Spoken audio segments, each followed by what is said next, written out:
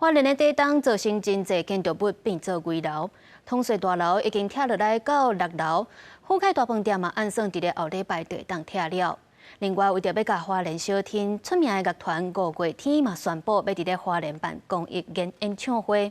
不过，即阵各界拢咧斗出钱、斗出力，所以传出有诈骗集团偷用灾区已经停业的药局的名义，伫咧网络假做要卖药啊。警方已经展开追查。工作人员烧香接到了后，大更夜就开始拆除花莲北滨街2号。另外一边的富凯大饭店已经拆到3楼，通税大楼是拆到6楼。明天会加派2部500型的短手的来加入拆除，速度会加快。目前蓝天历史的部分是持续在填土作业当中。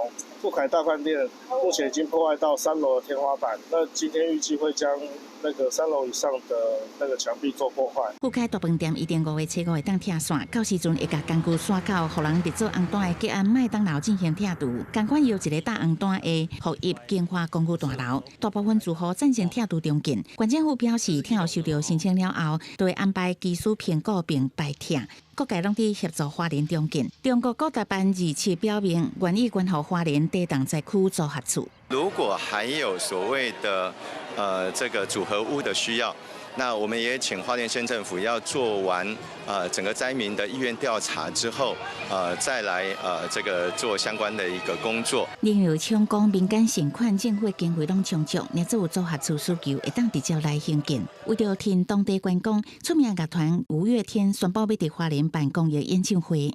听到5月天要来花莲的消息，真的是我们在近期整个花莲低潮当中最好的消息了。非常欢迎，而且是我们可以极大的激励我们花莲人的信心。不过，当各界对于花莲灾区送温暖的时阵，却传出有诈骗集团伫咧网络发灾难财，加讲挖伫倒去的富凯大饭店边一间大德药局的名义，开专业卖壮用药，药局赶紧报警，警方缉捕了后，嘛已经开始展开追查。